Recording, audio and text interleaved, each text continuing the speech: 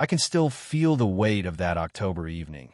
The way the air carried the scent of dying leaves and expensive cologne through the half-open door behind me. The banquet hall thrummed with forced celebration, voices rising and falling in practiced waves of politeness. But I had escaped to the stone terrace where silence felt like sanctuary. My hands gripped the cold balustrade, knuckles white against the gray stone, and I told myself I was only getting air. That was the lie I preferred then, that I needed space, not distance from him. The terrace overlooked the city's modest skyline, strings of lights stretching toward the horizon like scattered thoughts. Inside, someone was giving a speech about artistic vision and community support, words I should have been listening to since this was Elias's night. His first major show, 3 years of friendship, and I had never seen him so nervous as he was getting ready that afternoon, adjusting his tie in my bathroom mirror, asking if his shirt looked too formal, too casual, too much like he was trying. I had wanted to tell him he looked perfect, but the word caught in my throat the way truth sometimes does when it carries too much weight. The door creaked behind me, a sound I recognized before I heard his footsteps. Elias moved with a particular rhythm, unhurried but purposeful, the way someone walks when they have learned to carry themselves through uncertain ground. I didn't turn around. I knew he would be shrugging into his jacket, the same charcoal gray one he wore to every formal occasion, the one that made his eyes look almost silver in certain light. The laughter from inside swelled and faded like waves, and I found myself counting the beats of silence between the surges of sound. This was how I measured time in those days, in the spaces between other people's joy, in the pauses where I could breathe without performing the careful choreography of being someone's friend and nothing more. He said he thought I didn't dance, and his voice carried that familiar note of gentle teasing that had always undone me. I still hadn't turned around. The city lights blurred slightly, and I realized I had been holding my breath. "I don't," he said, stepping closer, and I felt the warmth of him before I saw him move into my peripheral vision. His hands were bare, jacket draped over his arm, and there was something different about the way he held himself. Less careful, less measured. The music from inside shifted, became something slower, more deliberate. A piano melody that seemed to reach through the glass doors and settle around us like fog. That was when he moved closer, close enough that I could smell his cologne mixed with the faint scent of darkroom chemicals that seemed to cling to him no matter how often he washed his hands. It was the smell of his work, his passion, the part of his life that took him away from me more often than it brought him back. I thought about the evening we had shared just the week before, sitting in my small apartment above the bookstore, eating takeout from paper containers while he showed me contact sheets from his latest series. His fingers had moved across the black and white images with such tenderness, pointing out details I would have missed. The way light caught the edge of a building, the expression on a stranger's face captured in a moment of unguarded thought. He had leaned close enough that our shoulders touched, and I had spent the rest of the night trying to forget the warmth of that accidental contact. But this wasn't accidental. When he reached for my hand, his fingers were steady, sure, and I felt something shift in the careful architecture we had built around our friendship. The touch was electric, not in the dramatic way of movies, but in the quiet way of recognition. Like coming home to a house you didn't know you had been missing. He pulled me toward him, and I let myself be pulled. We stood there in the shadow cast by the building's edge, where the light from inside couldn't quite reach us, where we existed in the space between seen and unseen. His other hand found my waist, resting there with the kind of casual intimacy I had imagined but never allowed myself to hope for. We began to move, barely swaying, more breathing together than dancing. There was no rhythm except the one we created, no music except the distant melody drifting through the door and the sound of our clothes rustling against each other. His face was close enough that I could see the small scar above his left eyebrow, the one he got falling off his bike when he was 12, a story he had told me over coffee on one of our first real conversations 3 years ago. Time moved differently in that space between the terrace stones and the night sky. I was acutely aware of everything. The coolness of the air against my neck, the warmth of his hand through my shirt, the way his breathing had synchronized with mine without either of us trying. This was intimacy without words, connection without explanation, and it terrified me in the way that true things often do. I thought about all the times I had watched him from across rooms like the one behind us, surrounded by people who wanted pieces of his attention, his stories, his easy laugh.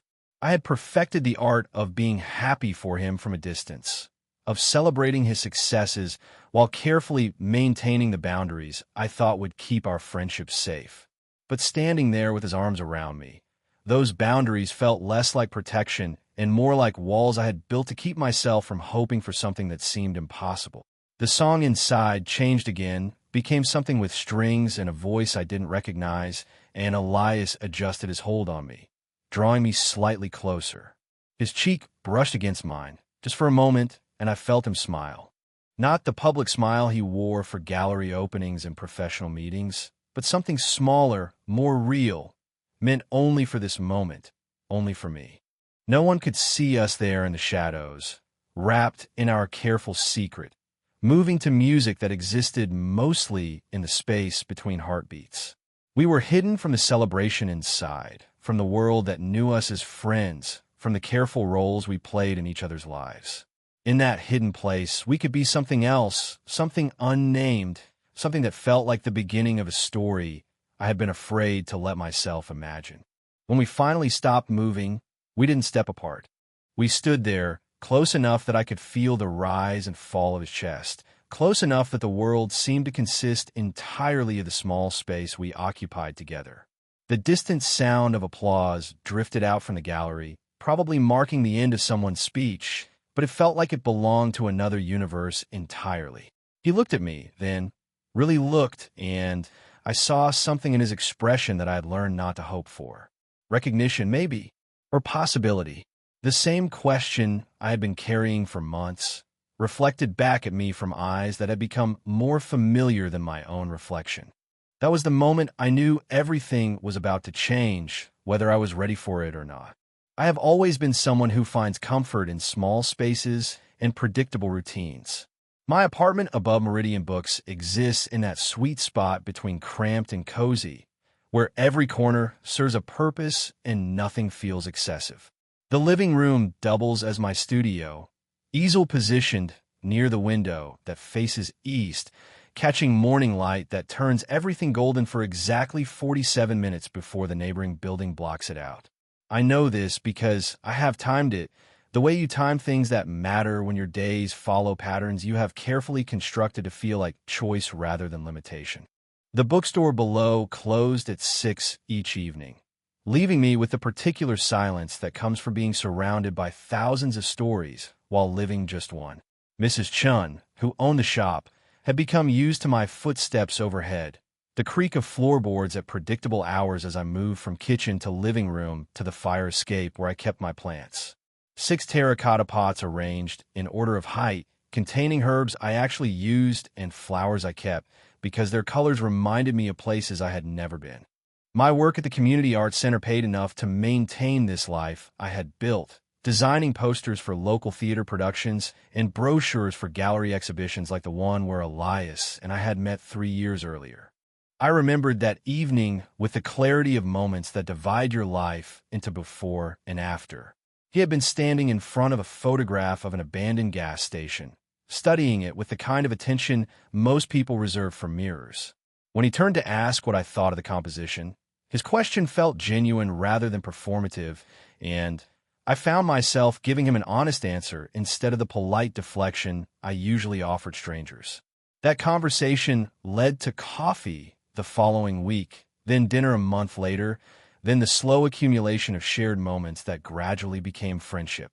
Elias traveled frequently for his photography work, chasing light across different time zones, but he always returned with stories that made my small world feel both larger and more precious. He would call from hotel rooms in cities I could barely pronounce, describing the way shadows fell across ancient architecture or how street vendors arranged their wares in patterns that accidentally became art. His postcards arrived irregularly, like messages from a life running parallel to mine, but never quite intersecting. Images of desert highways and coastal storms, with his handwriting on the back in blue ink, telling me about meals eaten alone in diners where the pie was better than expected, or bookstores he had found that reminded him of mine. I kept them in a shoebox under my bed, not because I was sentimental, but because throwing them away felt like discarding pieces of a conversation I wasn't ready to end. The gallery opening that night had been different from our usual encounters. For months, Elias had been preparing for his first major show, curating images from 5 years of traveling, trying to create a narrative from moments captured in dozens of different places. I had watched him grow increasingly nervous as the date approached, second-guessing decisions he had already made, asking my opinion about things I felt unqualified to judge. The vulnerability was new, or maybe I was just noticing it for the first time. When he asked me to attend the opening, his invitation carried a weight I couldn't quite interpret. "You should be there," he had said. "Not you could be there, or I hope you'll come." The certainty in his voice made saying no feel impossible. Even though gallery openings represented everything I typically avoided, crowds of people performing enthusiasm, conversations that required me to have opinions about things I experienced privately. I had arrived early, hoping to see his work without the distraction of other people's reactions, but the space filled quickly with collectors and critics and friends whose lives intersected with his in ways mine never would. I watched from the edges as people surrounded him, their laughter too loud, their touches too familiar. Women who called him darling, and men who clapped his shoulder as though they had some claim on his success. I recognized my jealousy for what it was, but couldn't make it feel reasonable.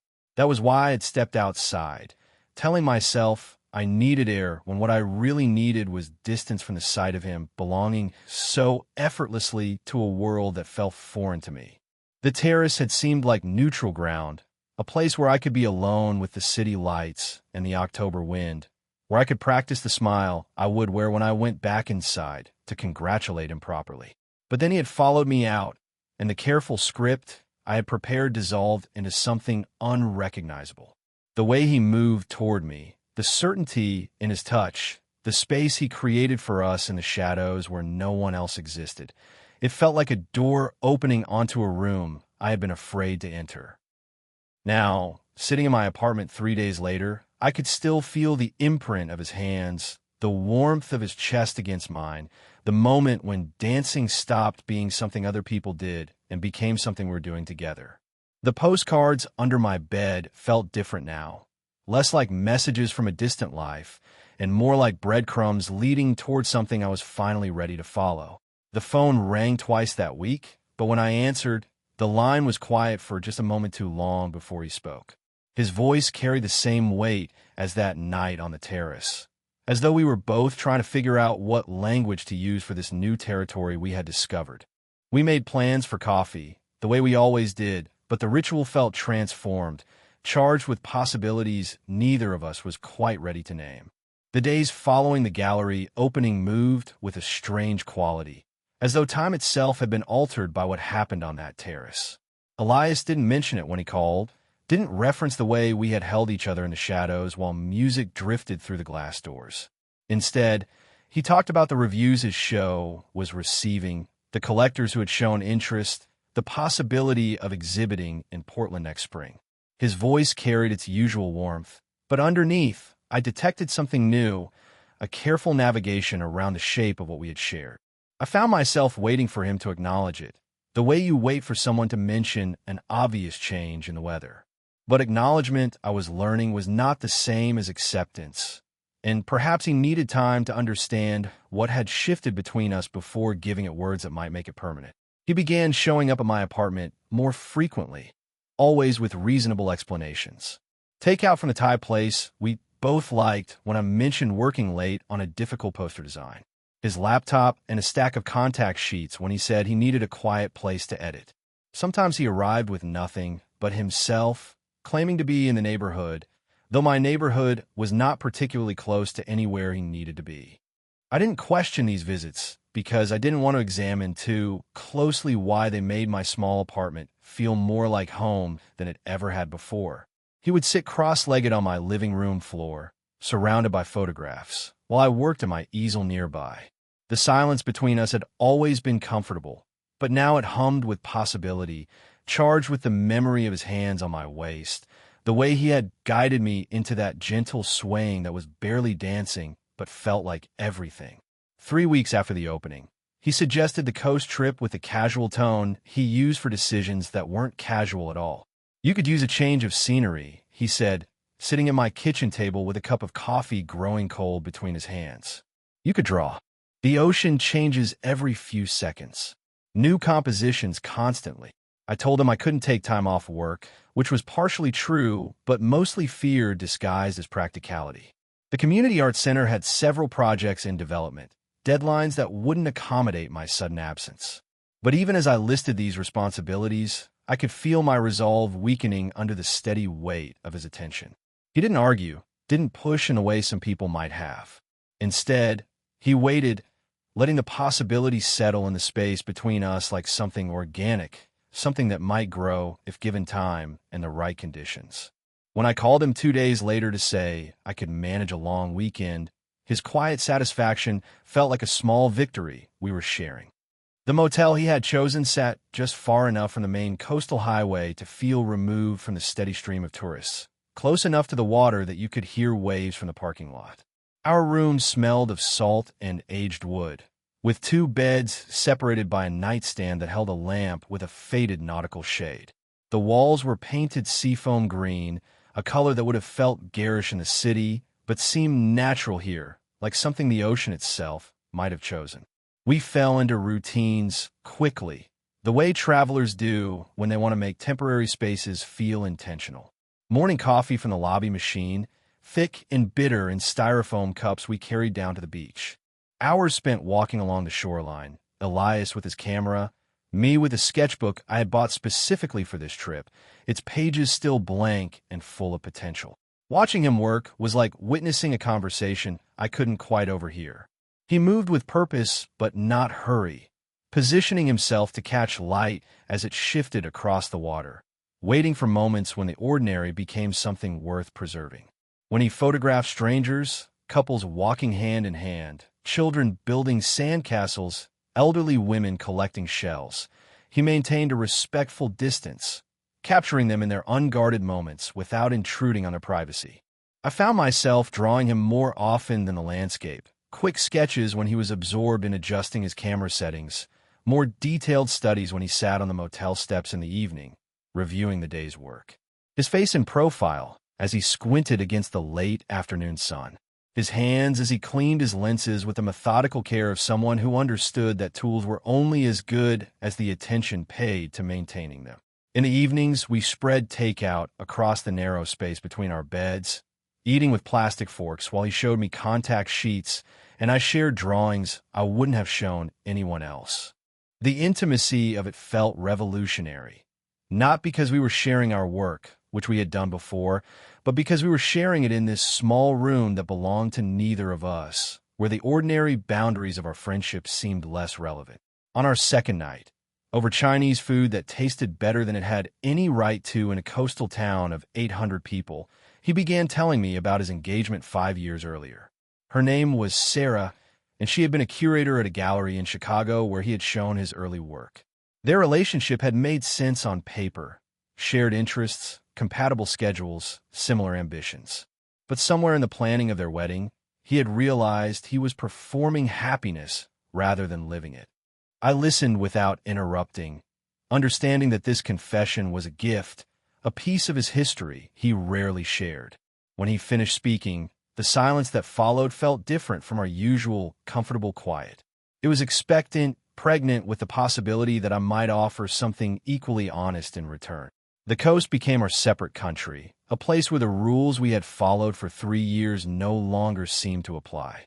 Away from the familiar geography of our friendship, the careful distances, the polite boundaries, the unspoken agreements about what we would and wouldn't acknowledge, we found ourselves inhabiting something entirely new.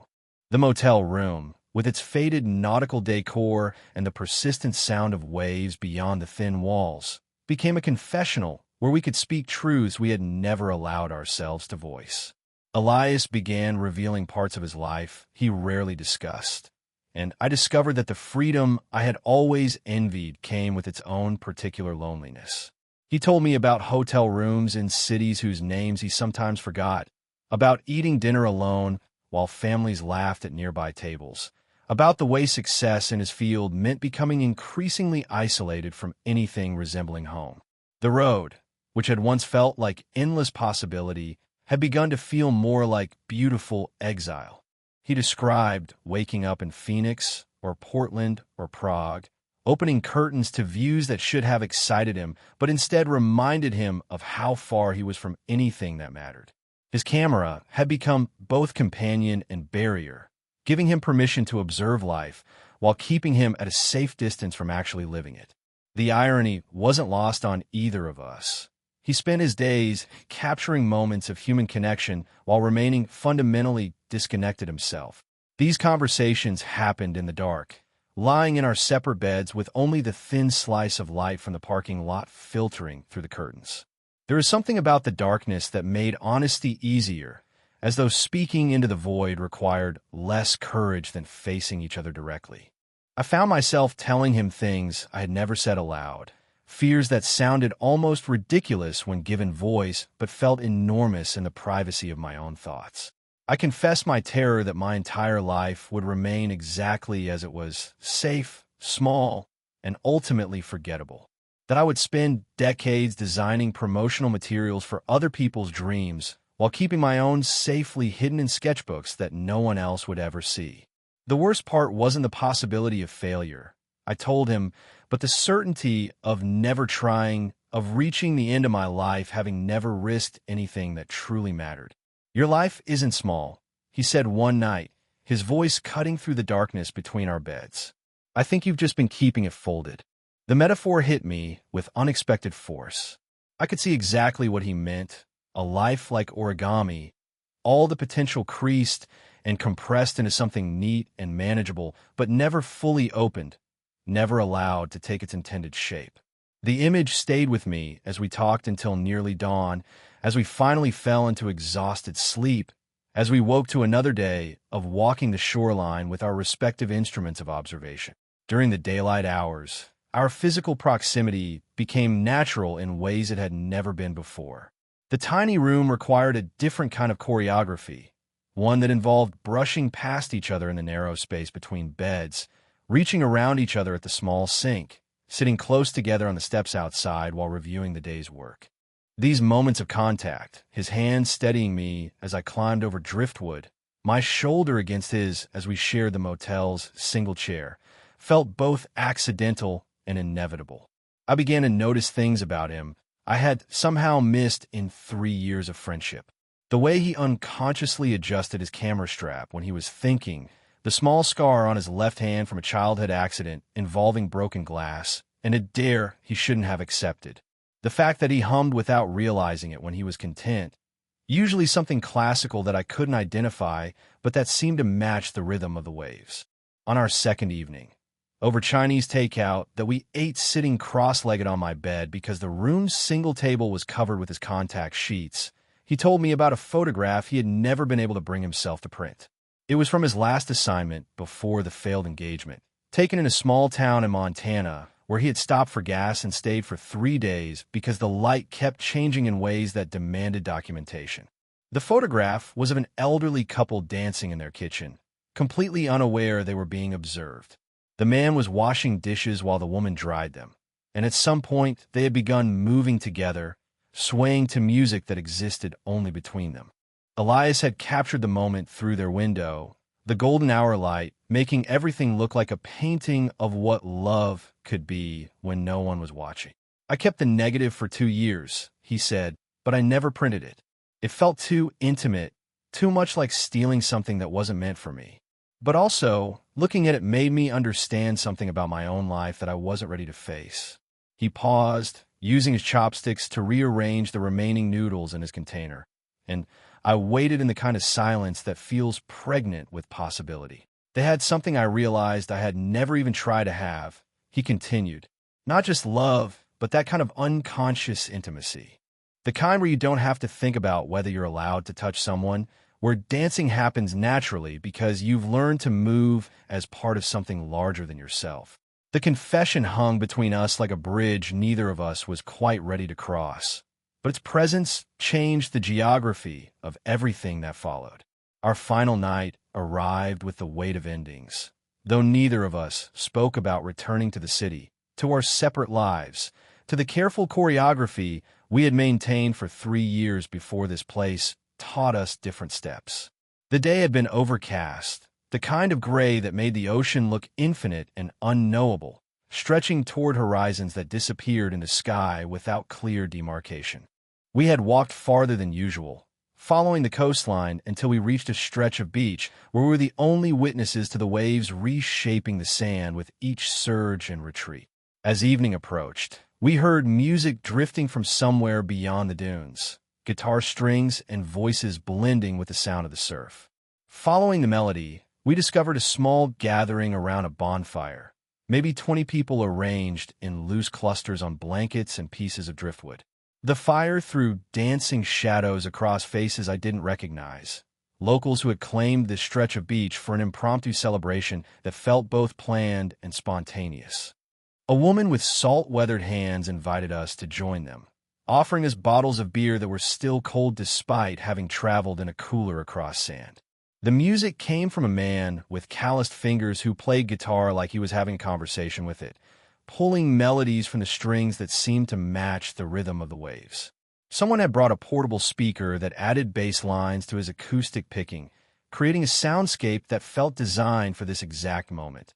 This particular configuration of firelight and ocean and people who had found each other by accident. I positioned myself at the edge of the gathering, as I always did at social events, finding comfort in observation rather than participation. The fire painted everything in shades of amber and gold, faces appearing and disappearing as people moved closer to its warmth or stepped back to make room for others. Couples swayed together in the shifting light, their movements slow and unself-conscious, dancing to rhythms that existed somewhere between the music and their own heartbeats. Elias appeared beside me without announcement, the way he had learned to do over 3 years of friendship, understanding that I preferred company to a rival.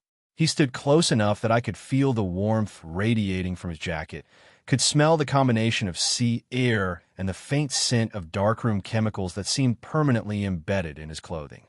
We watched the dancers together, neither of us speaking, both of us aware that something was building between us like pressure before a storm. "Still don't dance?" he asked, and his voice carried the same teasing note it had held that night on the gallery terrace. But underneath, it was something deeper, more certain. I shook my head, the automatic response I'd given countless times before, but even as I said it, I could feel something shifting inside me, some calcified resistance beginning to crack. He didn't wait for permission this time, didn't give me the opportunity to retreat into the safety of refusal. His hand found mine with the same certainty he had shown on the terrace. But here, surrounded by strangers who didn't know our history, who had no investment in maintaining the boundaries we had spent years constructing, the gesture felt both more dangerous and more possible. He led me away from the fire, toward the place where its light thinned and merged with the natural darkness of the beach. Here, with the ocean at our backs and the warmth of the bonfire painting our faces, we began to move together. It wasn't really dancing in any conventional sense, more a gentle shifting of weight, a synchronization of breathing, a way of existing in the same space that felt like the most natural thing in the world. The music wrapped around us like a physical presence, guitar notes mixing with the percussion of waves against sand, voices harmonizing with the wind that carried the scent of salt and seaweed and possibilities I had never allowed myself to consider. His hand found the small of my back, resting there with a familiarity that made my chest tighten with something between panic and recognition. We moved closer, close enough that I could feel his breath against my ear when he spoke, close enough that our bodies touched at points that sent electricity through every nerve I possessed. The world narrowed to the space we occupied together, to the warmth between us, to the way our movements had fallen into perfect synchronization without either of us trying to lead or follow. "You feel like home," he said, his voice barely audible above the music and the waves. But the words hit me with the force of revelation. Not your home, or you could be home, but you feel like home. Present tense, immediate, undeniable. The distinction mattered in ways I couldn't fully articulate, but I understood that he was telling me something about recognition, about the way certain people can make even unfamiliar places feel like destinations you had been traveling toward your entire life. I leaned into him then, letting my forehead rest against his shoulder, breathing in the scent of him mixed with sea air and wood smoke. Around us, the bonfire continued its celebration. Other couples lost in their own private universes, but I was aware only of this moment, this confession disguised as dancing, this crossing a line we had both pretended didn't exist. When the song ended and another began, we didn't step apart. We remained there in the shadows beyond the firelight, holding each other while the ocean rewrote the shoreline and something fundamental shifted in the geography of what we meant to each other. The city felt different when we returned, as though the buildings had shifted slightly in our absence, creating new angles of light and shadow that required relearning. My apartment above the bookstore seemed smaller somehow, the careful arrangement of my solitary life appearing almost quaint after the expansiveness of the coast. I moved through familiar routines with the strange sensation of being a tourist in my own existence, aware of how deliberately I had constructed these walls, these predictable rhythms that had once felt like contentment, but now seemed more like elaborate avoidance. Elias left for an assignment 2 days after our return, a magazine piece about urban decay in Detroit that would keep him away for nearly 2 weeks. We exchanged texts that carried the weight of unfinished conversations, messages that started normally but trailed off into ellipses, as though both of us were struggling to find language for what had changed between us on that beach. Our phone calls developed a new quality of careful navigation, circling around the memory of his words. You feel like home, without directly acknowledging the territory those words had opened. I found myself sketching obsessively during his absence, filling page after page with images I couldn't quite explain. Hands reaching for each other across empty space. Figures dancing in shadows. The curve of a shoulder I knew by heart, but had never allowed myself to study with artistic intention. These drawings felt different from my usual work, charged with a specificity that made them impossible to dismiss as mere technical exercises. When he returned, something in his manner had shifted as well. He called to suggest dinner with a directness that bypassed our usual careful negotiations about schedules and availability. His voice carried a weight I recognized from that final night at the coast, the same certainty that had guided me into dancing when I had spent years insisting I didn't dance. We met at a small restaurant we had been to before, a place with mismatched chairs and wine served in glasses that had seen better decades. But the familiar setting couldn't contain what we had become, and I found myself hyper-aware of every moment our hands brushed as we reached for bread, every instance when our eyes met across the table and held just a moment longer than friendship typically required. He talked about Detroit, about abandoned buildings that had become accidental art installations, their broken windows creating light patterns that changed throughout the day.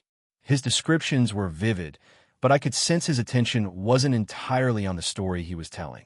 There was something he was working toward, a conversation he was preparing to have, and the anticipation made the wine taste sharper, the familiar restaurant feel like foreign territory. Finally, over dessert neither of us was really eating, he set down his fork and looked at me with the same steady focus he brought to his photography. I don't want to keep circling this, Gabriel. The words hung between us like a challenge and an invitation. I understood exactly what he meant, the careful dance we had been performing since the coast, the way we had been approaching and retreating from the truth of what had happened between us, what continued to happen every time we were in the same room. I felt the familiar instinct to deflect, to make a joke, or change the subject, or find some way to return us to the safety of ambiguity. But sitting across from him in that small restaurant, watching the candlelight catch the serious expression in his eyes, I realized that safety had become its own kind of prison. The life I had built, with its careful boundaries and predictable satisfactions, suddenly felt less like protection and more like a cage I had constructed so skillfully that I had forgotten I held the key. I told him, haltingly, that I had been thinking about what he said that night on the beach, that the word home had lodged itself somewhere in my chest and refused to be dislodged. I admitted that I had been afraid for longer than I could remember, afraid of wanting too much, of risking the friendship we had built, of discovering that what I felt for him was larger and more complex than anything I had allowed myself to acknowledge. His hand moved across the table to cover mine, and the gesture felt both revolutionary and inevitable. The contact sent the same electricity through me that I'd felt on the beach, but here, in the warm light of the restaurant, surrounded by the quiet conversations of other diners, it felt like a public declaration of something that could no longer be hidden. He said he had been carrying the same fear, the same questions about what it would mean to cross the line we had been walking for 3 years. But that staying on the line had begun to feel like its own kind of loss, a slow erosion of possibility that was worse than the risk of change. The conversation continued over a second bottle of wine, but the real communication was happening in the space between words, in the way his thumb traced patterns on my knuckles, in the way we leaned closer across the table as the restaurant emptied around us. When we finally left, walking slowly through the city streets toward my apartment, the distance between us had collapsed into something that felt both new and ancient, as though we were remembering a language we had always known but had never dared to speak. At my door, he turned to face me, and I understood that this was another threshold, another moment of choosing. The careful friendship we had maintained was still possible. We could step back, return to our established patterns, pretend that Detroit and dinner and the weight of his hand in mine hadn't changed the fundamental equation between us. Instead, I unlocked the door and stepped aside to let him in. Time moved differently after that evening. Not faster or slower, but with a quality of presence I had never experienced before, as though each moment had weight and texture that demanded attention. The careful architecture of my solitary life absorbed Elias's presence without strain, expanding to accommodate shared morning coffee and books left open on my kitchen table, camera equipment arranged next to my easel in a way that felt both temporary and permanent. We didn't discuss what we had become with the same careful analysis we might have applied to one of his photographs or my drawings. Instead, we inhabited the change, learning its rhythms the way you learn to dance. Not through instruction, but through practice, through the accumulation of small moments that gradually create something larger than their individual parts. 3 weeks after that dinner, after that threshold crossed in my doorway, we received an invitation that felt like a test of our new configuration. Another gallery opening, this one featuring emerging photographers from across the region. Elias had a piece in the show, a photograph from his recent Detroit series that the curator had specifically requested. The event would be larger than his solo exhibition, more formal, populated by the same kind of crowd that had surrounded him that night when I had retreated to the terrace. I felt the familiar anxiety as we dressed for the evening, the old instinct to prepare for observation rather than participation. But when Elias adjusted his tie in my bathroom mirror and asked if I was ready, something in his tone suggested that ready might mean something different now, that we might attend this event as something other than the careful friends we had been for 3 years. The gallery buzzed with the same energy I remembered from before, conversations about light and composition mixing with the clink of wine glasses and the careful laughter of people performing enthusiasm for art. But this time, when admirers gathered around Elias to discuss his work, when hands touched his arm and voices carried that particular note of flirtation disguised as professional interest, I didn't feel the same sharp stab of jealousy. Instead, I felt something like pride, a quiet satisfaction in watching someone I cared about receive recognition for work I had seen him struggle to create. We moved through the evening together in a way that felt natural but unmistakable. His hand on my back as we navigated the crowd. The way he included me in conversations about technique and inspiration, introducing me not just as Gabriel, but as someone whose opinion on visual composition carried weight. When a collector inquired about purchasing his Detroit photograph, Elias glanced at me before discussing price, a small gesture that acknowledged me as someone whose presence mattered in decisions about his future. As the formal portion of the evening wound down, I found myself once again drawn to the terrace, not to escape, but to process the strange sensation of belonging somewhere I had always felt like an observer. The October air carried the same crisp promise it had weeks earlier, but now it felt less like an ending and more like the beginning of something I was finally ready to inhabit. Elias joined me without the hesitation he had shown that first night, settling beside me against the stone balustrade as though this had always been our position at these events. The city spread below us in familiar patterns of light and shadow, but my relationship to the view had shifted. It no longer felt like something I was observing from outside, but rather the landscape of a life I was actively choosing to live. Inside, the music changed to something slower, more intimate. A jazz standard that seemed designed for the kind of dancing that happened when exhibitions began to wind down, when the formal conversations gave way to more personal connections. Elias turned to me with a smile that carried the memory of every moment that had brought us to this place. The gallery terrace, the motel room, the bonfire on the beach, the restaurant where we had finally stopped circling the truth. "Come on," he said, extending his hand with the same certainty he had shown on the beach, but now without the weight of question marks that had surrounded that first invitation. This time, I didn't hesitate. I took his hand and let him lead me back inside, past the remaining clusters of gallery goers, to a space near the far wall where we could move together without becoming the center of attention. The music wrapped around us like a familiar conversation, and we began to dance with the easy synchronization we had discovered by the ocean, our movements small and unshowy, but unmistakably together.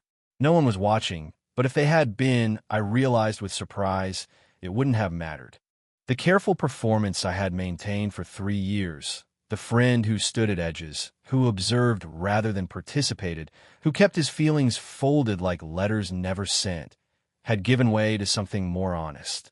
We swayed together in the gallery's warm light, surrounded by photographs that captured moments of human connection, and I understood that we had become one of those moments ourselves.